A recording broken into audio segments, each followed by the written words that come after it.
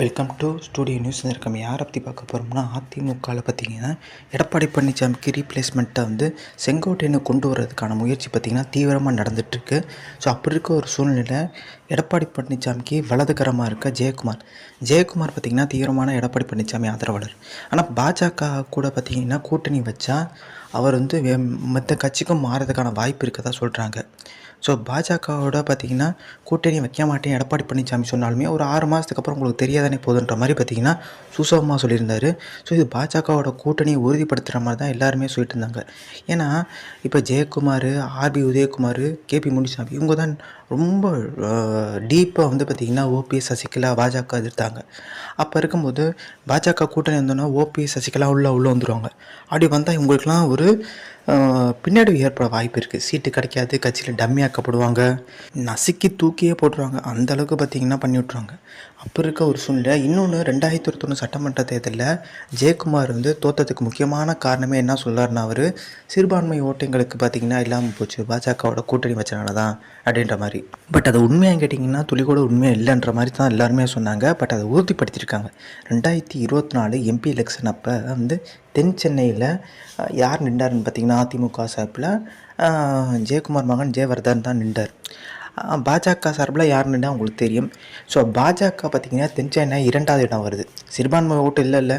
அப்போ அவங்க 2வது இடத்துக்கு வர்றாங்க. 3வது இடத்துக்கு அதிமுக தள்ளப்படுது. அப்போ பாஜகவோட ஓட்டு வாக்கு வங்கி நல்லா ஸ்ட்ராங்காக தான் இருக்குது. அதிமுக வாக்கு வங்கி தான் குறைஞ்சிருச்சு. அதை ஜெயக்குமார் மேலே நம்பிக்கை இல்லாமல் தான் 2021 சட்டமன்ற தேர்தலில் மக்கள் ஓட்டு போடலன்னு தெளிவாக தெரியுது. அப்போ ஜெயக்குமார் சொன்னதில் பார்த்திங்கன்னா மிகப்பெரிய ஒரு செக் எல்லாருமே வச்சுட்டாங்க. இப்போ ஜெயக்குமார் மிகப்பெரிய ஒரு நெருக்கடியான சூழ்நிலை இருக்கார். எடப்பாடி பழனிசாமி பாஜகவோட கூட்டணி வச்சுட்டாருன்னா கண்டிப்பாக அவர் விலகிறதுக்கான வாய்ப்பு இருக்குது. விஜய் கட்சி இல்லைன்னா திமுக இணையறதுக்கான வாய்ப்பு இருக்கதா சொல்கிறாங்க.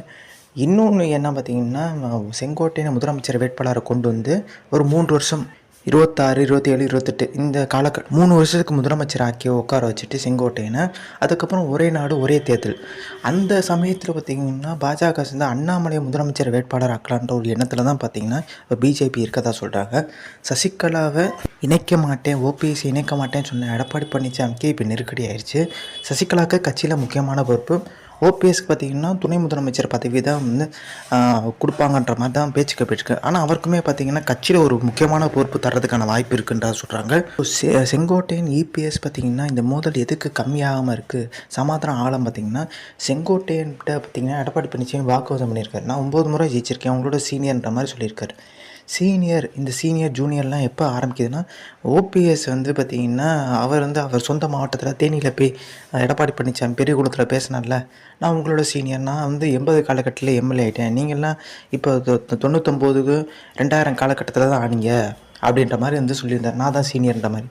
இப்போ செங்கோட்டை என்ன சொல்கிறாரு, உங்களோட நான் தான் சீனியர்ன்ற மாதிரி பார்த்திங்கன்னா எடப்பாடி பழனிசாமி நோக்கி சொல்ல, 9 முறை நான் எம்எல்ஏவாக இருந்திருக்கேன் அப்படின்ற மாதிரி சொல்ல, எடப்பாடி பழனிசாமி என்ன சொல்லியிருக்காரு, 2026 உங்களுக்கு சீட்டு இல்லாத மாதிரி சீட்டு வரும்னு எதிர்பார்க்காதீங்கன்ற மாதிரி செங்கோட்டையனுக்கு ஒரு எச்சரிக்கை எடுத்ததாக சொல்கிறாங்க எடப்பாடி பழனிசாமி. அதனால தான் இந்த பிரச்சனை பார்த்திங்கன்னா சுமூகமாக முடியாமல் இழுத்துட்டே போயிட்டுருக்கதா சொல்கிறாங்க. செங்கோட்டையன் பார்த்திங்கன்னா சுமூகமாக போகிற மனநிலை இல்லை. அதுதான் செங்கோட்டையன் ஒரு மேடையில் சொல்லியிருக்காரு, நல்லா கவனித்து பார்த்தா தெரியும். நான் சாதாரண நபர் மாதிரி பார்த்திங்கன்னா வேடிக்கை நபர்கள் மாதிரி ஒதுங்கி போயிட மாட்டேன், அவ்வளோ லேசாக நான் ஒதுக்கிட முடியாதுன்ற மாதிரி பார்த்திங்கன்னா ஒரு எச்சரிக்கை விடுத்திருந்தார். என்னையை சோதிக்காதீங்கன்ற மாதிரி எல்லா மேடையிலையும் சொல்லியிருந்தார்.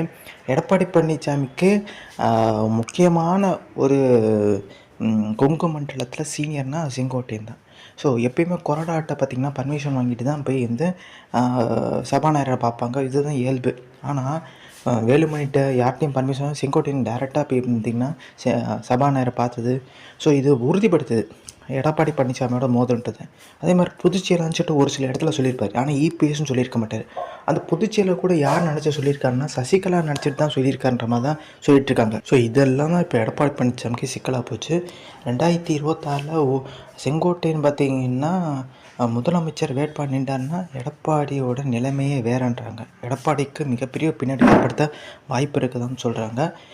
எடப்பாடி பழனிசாமி சைடு யாருமே இருக்கிறதுக்கான வாய்ப்பு இல்லை. அதே மாதிரி இந்த உட்கட்சி விவகாரத்தில் எந்த ஒரு பிரச்சனையும் இல்லைன்னு சொல்லிட்டு கோர்ட்டில் சொன்னாலுமே உட்கட்சி பிரச்சனை இருக்குன்றத மாதிரி உறுதிப்பட்டதுக்கும் செங்கோட்டையன், வேலுமணி போன்றவர்களை வச்சு பார்த்திங்கன்னா பாஜக கையில் எடுத்து ஒரு கேம் விளாண்டாங்கன்னா முடிஞ்சு. ஸோ அதுதான் இப்போ நடந்திருக்கு. இந்த இரட்டை இலை சின்ன விவகாரத்தில் பிரச்சனை சிவில் வழக்கு முடிவு இருக்கும், யாருக்குமே இரட்டை இலை கொடுக்கக்கூடாதுன்னு சொல்கிறது தான் சூரியமூர்த்தியோட தரப்பு வாதமாக இருக்குது.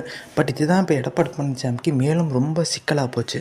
என்னப்பா இப்போ இவர் பண்ணுறான்னு சொல்லிட்டு ஓபிஎஸ் வழக்கு கூட பெரிய லெவலில் விஸ்வரூபம் எடுக்கலாம். ஆனால் சூரியமூர்த்தி வழக்கு தான் பார்த்திங்கன்னா இப்போ ட்விஸ்ட் அடிக்க போதாக சொல்கிறாங்க. எடப்பாடி பழனிசாமிக்கு பார்த்திங்கன்னா ஓபிஎஸ் என்ன செக் வைக்கிறாருன்னா ஒருங்கிணைப்பாளர் நாதாங்க 2026 வரைக்கும் இந்த பதவி காலம் இருக்குது, டிசம்பர் வரைக்கும் இருக்குது. எடப்பாடி பழனிசாமி பார்த்திங்கன்னா ரிசைன் பண்ணிட்டாரு.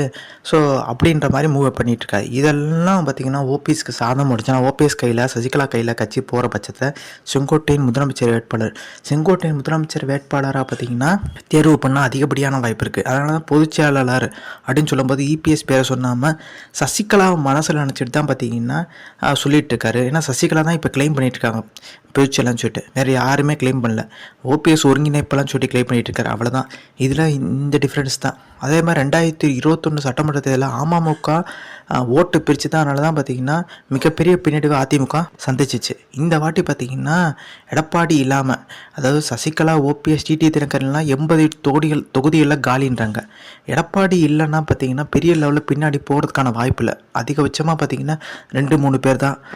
ஆர்பிஐ ஜெயக்குமார் கூட கட்சி மாறதுக்கு வாய்ப்பு இருக்குது. அதேமாதிரி கேபி முனுசாமி.